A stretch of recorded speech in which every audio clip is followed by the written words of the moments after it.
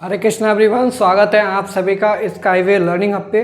तो आज matric space की क्लास के अंदर हम यहाँ पर ओपन सेट और क्लोज सेट को पढ़ने वाले हैं, क्या होता है, क्या डेफिनेशन होती है, और साथ ही साथ कुछ इंपॉर्टेंट क्वेश्चंस को भी यहाँ पे सॉल्व करेंगे। ठीक है। और आपकी जो लास्ट क्लास थी उसके अंदर मैंने आपको बताया था कि ओपन स्फीयर और क्लोज स्फीयर क्या होती है, उसकी डेफिनेशन को डिस्कस किया था। ठीक है। तो आज की क्लास स्टार्ट करने से पहले मैं आप सभी लोगों से रिक्वेस्ट करना चाहूँगा, अगर आप लोग हमारे चैनल पर नए हैं तो प्लीज़ हमारे चैनल को सब्सक्राइब कर लीजिए और बेल आइकन भी प्रेस कर लीजिए, ताकि आपको आने वाले टाइम पे हमारे सारे वीडियोस का नोटिफिकेशन आपको आपके फ़ोन पे मिलता रहे। ठीक है, चलिए स्टार्ट करेंगे आज की क्लास। तो ओपन सेट की बात करते हैं। तो ओपन सेट क्या है? Let x d be a metric space. हमारे पास एक्स डी, फिर से यहाँ पर कोई मेट्रिक स्पेस रहने वाला है। सबसेट ए ऑफ एक्स, हमारे पास एक सबसेट है इस एक्स का। ठीक है, जैसे कि हमारे पास ये एक मेट्रिक है एक्स। ठीक है, एक्स हमारा मेट्रिक है, किस पे है? डी पे। ठीक, और इसका हमने एक सबसेट लिया ए। तो ए हमारे पास ये एक सबसेट है, इसको नाम दे दिया हमने ए। ठीक है, ये हमारे पास ए सबसेट है इसका।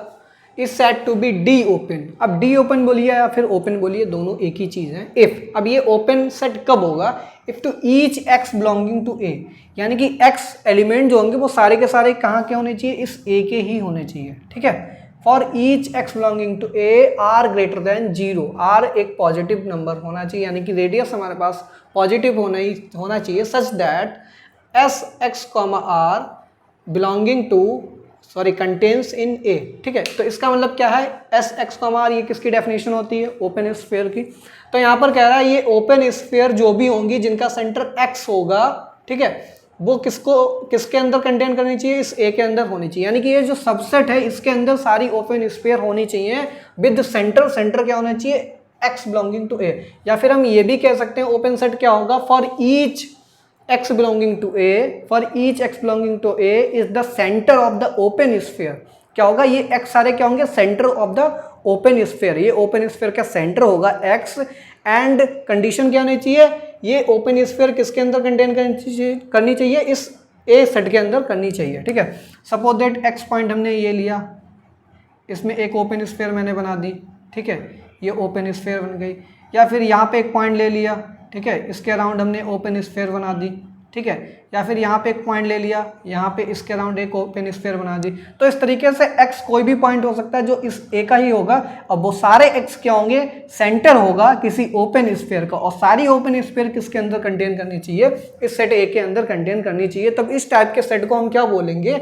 हम बोलेंगे ओपन सेट। क्या बोलेंगे? ओपन सेट बोलेंगे। ठीक है, अब क्लोज सेट की बात कर लेते हैं। तो क्लोज सेट क्या होता है? Let x d be a metric space a subset A of x. हमारे पास सबसेट, भाई सेम डेफिनेशन है, एक्स का एक सबसेट ए लेंगे, is said to be d closed.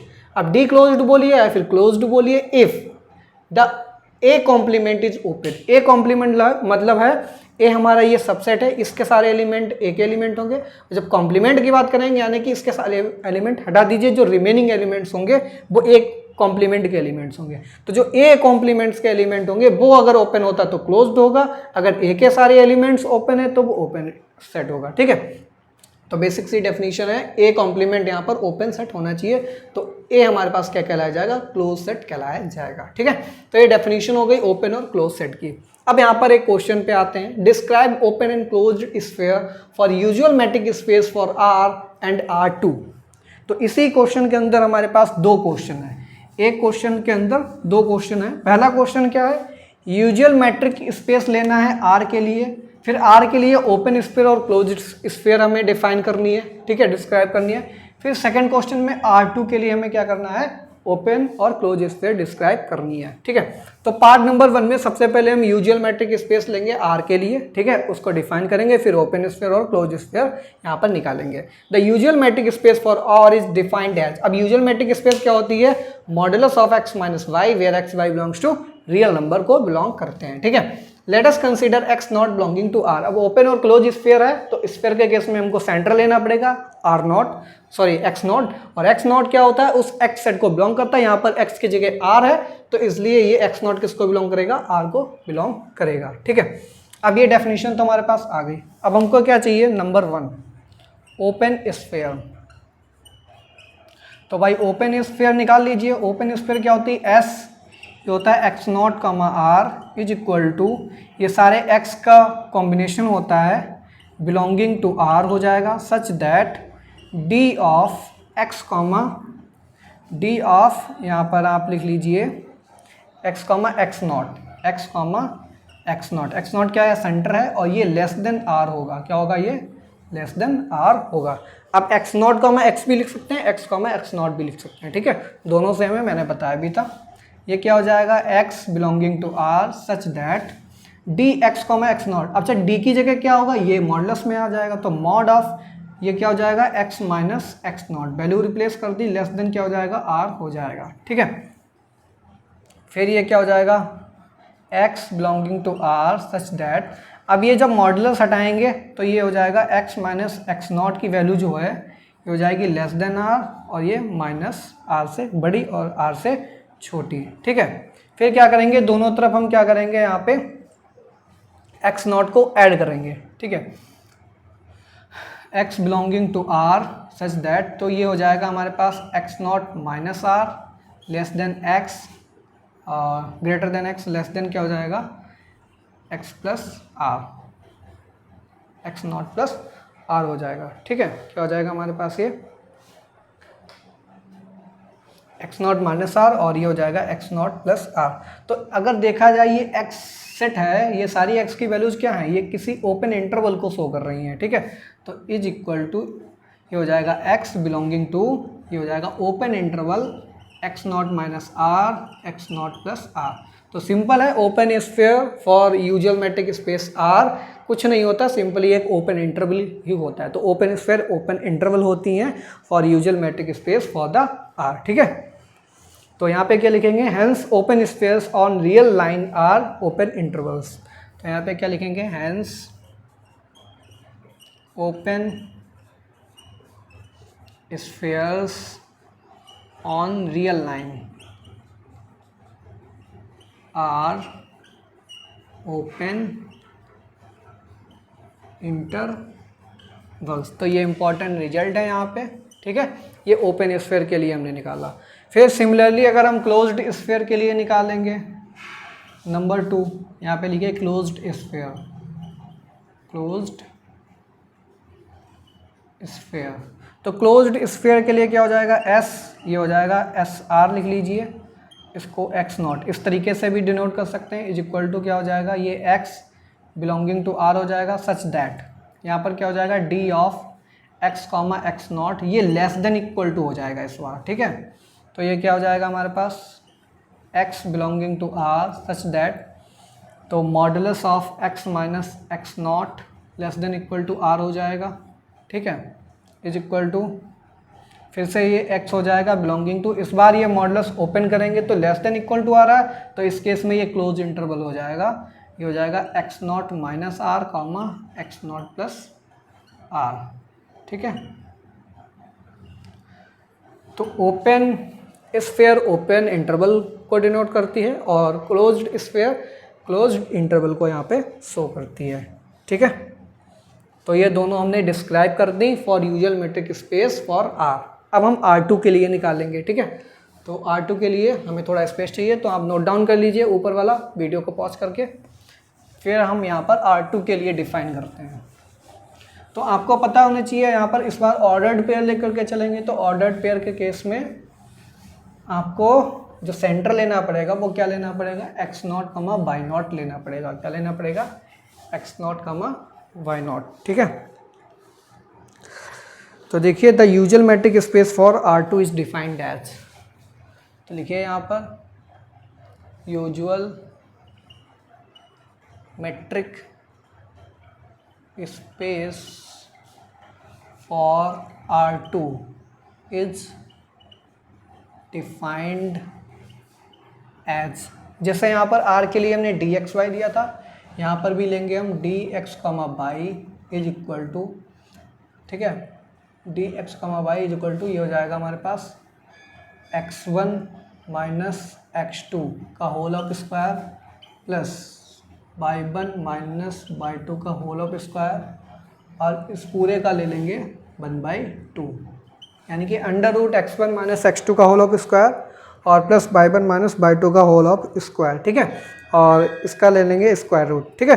तो ये हमारे पास R2 के लिए यूजुअल मैट्रिक स्पेस को हम इस तरीके से डिफाइन करते हैं, ठीक है। वेयर, अब यहाँ पर एक्स वाई की वैल्यू क्या होगी, where x is equal to क्या हो जाएगा x1 comma x2 and y is equal to क्या हो जाएगा y1 कॉमा y2, ठीक।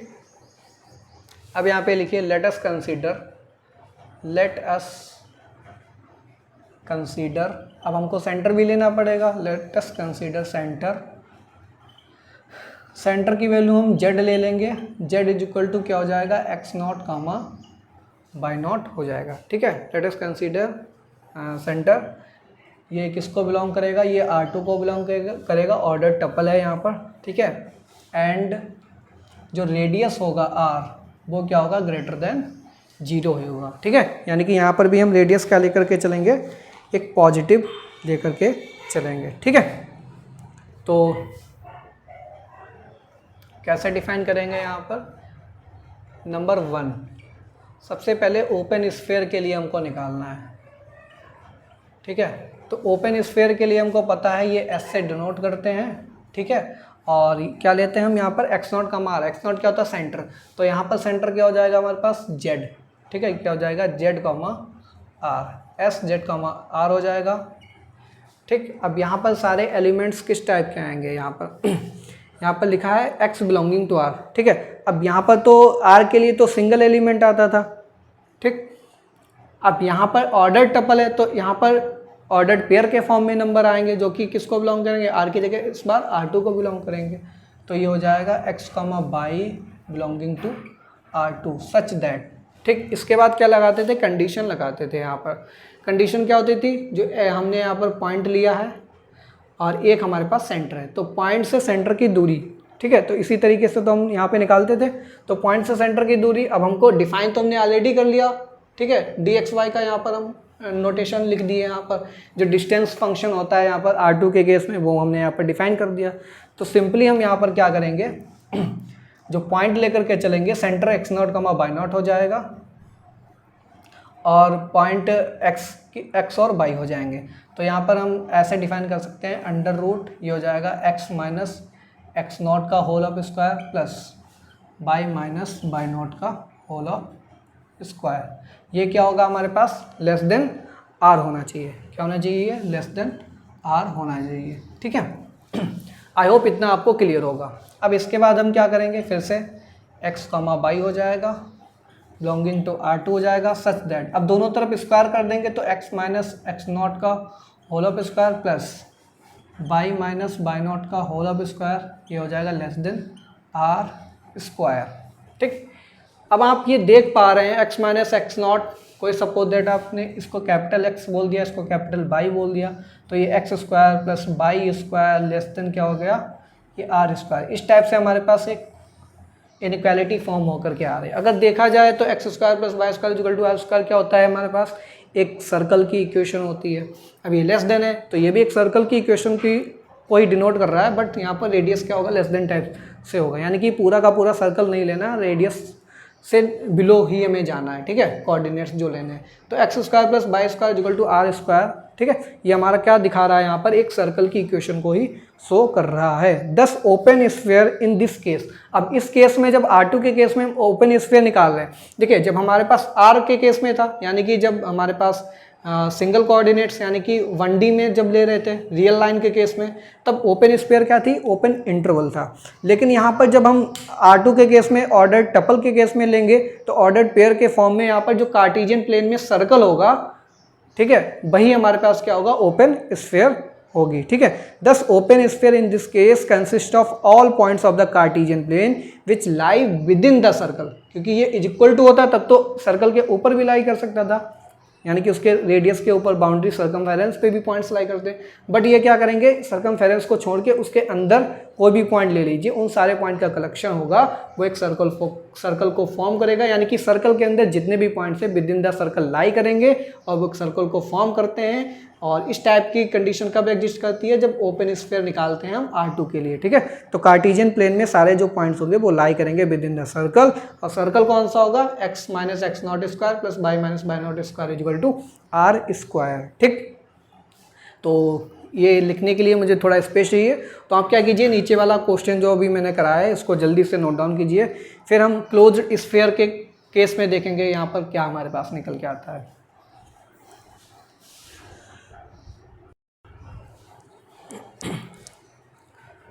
तो देखिए यहाँ पर मैंने बता दिया, thus open sphere in this case consist of all points of Cartesian plane which lie within the circle, और सर्कल ये हमारे पास है, ठीक है। अब हम बात करें, ये हमारे पास एस जेड कम आर, ये एक सेट है हमारे पास, ठीक है, जो कि ओपन स्फीयर के लिए डिफाइन किया है। तो ये सेट कैसा आ रहा है, ये लेस देन आ रहा है, लेस देन टाइप से इक्वालिटी फॉर्म कर रहा है, लेस देन R स्क्वायर आ रहा है, ठीक है। तो इस केस में हमारे पास क्या होगा, जो भी पॉइंट्स लेंगे इस सेट के अंदर, जो भी पॉइंट्स होंगे वो क्या होंगे, वो इस रेडियस के अंदर ही आने चाहिए। रेडियस के अंदर का मतलब क्या, इस सर्कल के अंदर, यानी कि इंटीरियर पॉइंट्स हैं सारे, कैसे हैं, interior of the circle, such set. और ऐसे सेट को हम क्या बोलते हैं, ओपन डिस्क बोलते हैं। अब ऑब्जेक्टिव टाइप क्वेश्चन में अगर आपसे पूछा जाए usual metric space for R2, अगर हम एक यूजुअल मैट्रिक स्पेस लें R2 के लिए, तो उस केस में जो ओपन स्फीयर्स होती हैं R, ओपन स्फीयर क्या होंगी, तो ओपन स्फीयर क्या होंगी, हमारे पास ओपन इंटरवल होंगी, या फिर ओपन डिस्क होंगी, या फिर क्लोज इंटरवल होंगी, या फिर क्लोज डिस्क, चार ऑप्शन है। तो ओपन स्फीयर ही ओपन डिस्क होती हैं जब हम R2 यूजुअल मैट्रिक स्पेस लेकर के चलते हैं। इसी तरीके से हम सेम प्रोसीजर निकालेंगे, यहाँ पर लेस देन इक्वल टू हो जाएगा, यहाँ पर भी लेस देन इक्वल टू हो जाएगा, यहाँ पर भी लेस देन इक्वल टू हो जाएगा, ठीक है। बाद में आप लिखेंगे similarly closed sphere in R2 is closed disc, जैसे ओपन स्फीयर ओपन डिस्क है, इसी तरीके से क्लोज स्फीयर क्या होंगी, क्लोज डिस्क होंगी, और इनका जो सेट होगा एस जेड R से दिखाया जाएगा, ठीक है। तो ये ओपन स्फीयर क्लोज स्फीयर के बेसिस पे एक क्वेश्चन था, ठीक है। एक लास्ट क्वेश्चन लेंगे, ठीक है, और तो पहले आप इसको जल्दी से नोट डाउन कर लीजिए, फिर हम क्वेश्चन को डिस्कस करते हैं।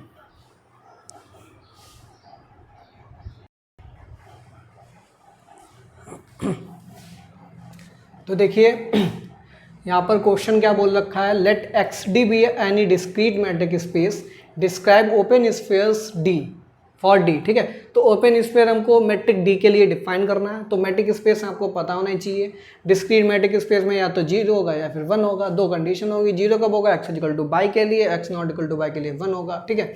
अब यहाँ पर कंसीडर करेंगे x नॉट जो कि सेंटर होगा, x को बिलोंग करेगा, r हमारे पास रेडियस होगा जो कि पॉजिटिव होगा। अब इस केस में हमने रेडियस यहाँ पर क्या लिया, फर्स्ट कंडीशन में लिया है ग्रेटर देन 1, ठीक, ये हमारे पास केस 1 है। तो केस 1 के अंदर ग्रेटर देन 1 ले रखे हम रेडियस, तो जब ग्रेटर देन 1 लेंगे हम रेडियस, तो इस केस में क्या होगा, x बिलोंग टू x होगा, और यहाँ पर कंडीशन लगाएंगे dx not come x less then r होना चाहिए। अब इस केस में क्या होगा, ये जो d आ रही डिस्टेंस या तो 0 होगी या फिर 1 होगी। अब दोनों ही केस में, ये दोनों केस में क्या आ रही है, लेस देन r आ रही, यानी कि जब केस नंबर 1 लेंगे r ग्रेटर देन 1 के लिए, तो यहाँ पर ओपन स्फीयर कुछ इस तरीके से डिफाइन होगी, यानी कि डिस्टेंस 0 भी हो सकती है, 1 भी हो सकती है, क्योंकि रेडियस ग्रेटर देन 1 ले रखा। 1 से बड़ा 2, 3 कुछ भी हो सकता है, और 2, 3 कुछ भी हो वो हमेशा 0, 1 तो हमेशा छोटा ही होगा उससे। तो इस केस में तो ये डिफाइन हो गया आपके पास। सेकेंड केस लेकर के चलेंगे, केस नंबर 2। केस नंबर 2 में क्या है, रेडियस इस बार 0 से 1 के बीच में ले रखा है। देखिए हमको रेडियस बेसिकली ग्रेटर देन 0 लेना है, तो ग्रेटर देन 0 दो पार्ट में डिवाइड कर सकते हैं। पहला पार्ट हमारे पास क्या है कि रेडियस हमारे पास 0 से तो बड़ा है लेकिन 1 से छोटा है या फिर 1 के बराबर है। सेकंड केस में क्या डिवाइड कर सकते हैं, ये रेडियस ग्रेटर देन 1 हो जाए। तो देखा जाए एक्चुअली इसी को हम दो फॉर्म में ब्रेक करके लिखे हैं, ठीक। तो पहला केस, सेकंड केस कोई भी ले लीजिए। फर्स्ट केस में हमने क्या लिया, ग्रेटर देन 1 के लिए ओपन स्फीयर डिफाइन कर दी। अब यहाँ पर इस इंटरवल के लिए डिफाइन करेंगे। जब इस इंटरवल की बात करेंगे तो इस इंटरवल में क्या हो जाएगा, x बिलोंगिंग टू x हो जाएगा। अब यहाँ पर अगर हम x y दोनों इक्वल लेते हैं, x इक्वल टू y, तो x इक्वल टू y का मतलब x equal to x not हो जाएगा, क्योंकि सेंटर के लिए हम निकाल लें। जब x equal to x not होगा तो उस केस में x नॉट का x नॉट की दूरी तो हमेशा 0 ही होती है। अब 0 क्या है, वो तो हमेशा लेस देन r है, यानी कि इसके लिए सेटिस्फाई हो गई। लेस देन r, 0 क्या है, लेस देन r ही होगा, क्योंकि हमारे पास r क्या है, 1 तक तो जा ही रहा है और 1 से तो छोटा 0 होता ही है। तो इस केस में ये डिफाइन हो गया। लेकिन अगर x is equal to x not, अगर ये दोनों इक्वल नहीं है ठीक है। जब इक्वल नहीं होंगे तो इनकी डिस्टेंस क्या होगी, 1 के इक्वल होगी, और 1 तक तो हमारा जा ही रहा है। अब 1 हमारे पास 1 से तो छोटा होता ही नहीं है, और रेडियस हमारे पास कहाँ तक जा रहा है, रेडियस बाई 1 तक ही जा रहा है। तो इस केस में ये हो जाएगा 1 नॉट लेस देन r हो जाएगा। ठीक है, तो इज इक्वल टू अगर देखा जाए तो सिंपली ये x0 ही आ रहा है सेंटर। ठीक है, क्योंकि सेंटर हमारे पास क्या हो सकता था, या 0 फिर या फिर सॉरी सेंटर का कलेक्शन हो, यहाँ पर केवल एक ही एलिमेंट आएगा x0। ठीक है, इस सेट के अंदर x0 ही आएगा। कब आएगा, जब हम यहाँ पर 0 से 1 के बीच में रेडियस लेकर के चलेंगे। ठीक है, क्योंकि अगर यहाँ पर x इक्वल टू x0 आता है तो 0 आएगा, और x not equal to x0 तो यहाँ पर 1 आ रहा है, जो कि नॉट लेस देन r आ रहा है। ठीक है, तो is equal to simply x0 हमारा आएगा एलिमेंट। ठीक है, तो ये क्वेश्चन था, काफ़ी इजी क्वेश्चन था, तो आई होप आपको समझ में आया होगा। फिर मैं क्या करता हूँ, एक क्वेश्चन आपको होमवर्क में देना चाहूँगा। ठीक है, तो आप लोग खुद से कीजिए। फिर हमारी जो नेक्स्ट क्लास होगी, नेक्स्ट क्लास में हम क्या करेंगे, open sphere, close sphere, open set, close set. ठीक है, तो ओपन सेट क्लोज सेट की प्रॉपर्टीज हैं, इनको डिस्कस करेंगे। कुछ इंपॉर्टेंट थ्योरम्स हैं, उनके स्टेटमेंट्स देखेंगे। ठीक है, प्रूफ नहीं देखेंगे, हम केवल स्टेटमेंट्स देखेंगे, क्योंकि ऑब्जेक्टिव टाइप पेपर जो है उसके लिए आपके क्वेश्चंस जो होंगे स्टेटमेंट बेसिस पे ही आएंगे। अब उसमें प्रूफ तो पूछा नहीं जाएगा। ठीक है, अगर आप लोगों को प्रूफ चाहिए डिटेल में तो मेरा टेलीग्राम चैनल है, ज्वाइन कर लीजिए, वहाँ पे आपको सारे प्रूफ मिल जाएंगे, जो भी थ्योरम्स मैं यहाँ पे नेक्स्ट क्लास में कराने वाला हूँ। ठीक है, तो थ्योरम्स का प्रूफ देखना है तो टेलीग्राम चैनल को ज्वाइन करा लीजिए, और कभी मुझे अगर टाइम मिला, ठीक है, तो मैं इन थ्योरम्स का प्रूफ यहाँ पर यूट्यूब चैनल पे भी करा दूंगा। बट अभी के लिए केवल स्टेटमेंट्स ही देंगे कि, और जो इंपॉर्टेंट रिजल्ट्स हैं, कोरोलरीज हैं, उनको यहाँ पर देखेंगे। ठीक है, तो एक क्वेश्चन है आपके लिए, ये बुक का ही क्वेश्चन है।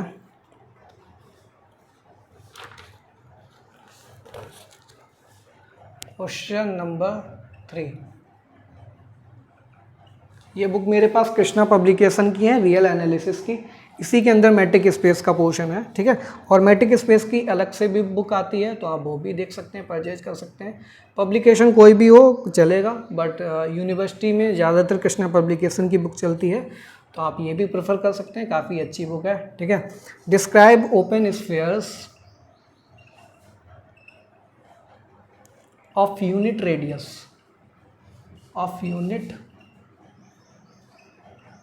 Radius about 0,0 for each of the following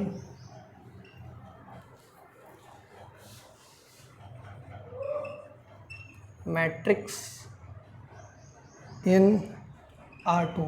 ध्यान रखिए, R2 में निकालना है, ये R में नहीं है। ठीक है, और मैट्रिक अलग अलग डिफाइन के रखी हैं, बाय नेम नहीं है। पहली मैट्रिक है Z1, Z2। ठीक है, यह है आपके पास under root,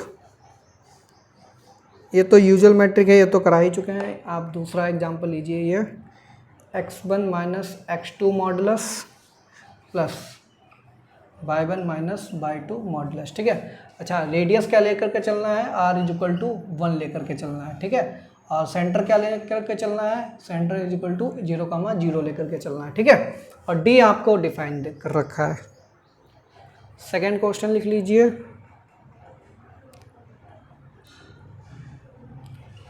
D2 Z1, Z2 is equal to, ये है maximum of x1 minus x2, और ये है y1 minus y2, where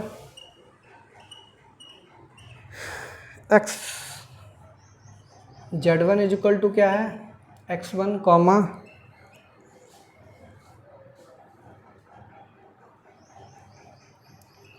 y1 and Z2 is equal to क्या है हमारे पास,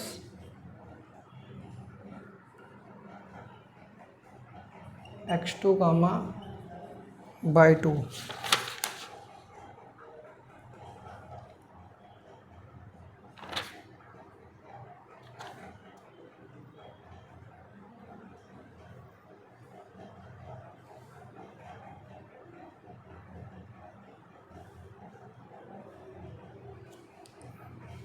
ठीक है।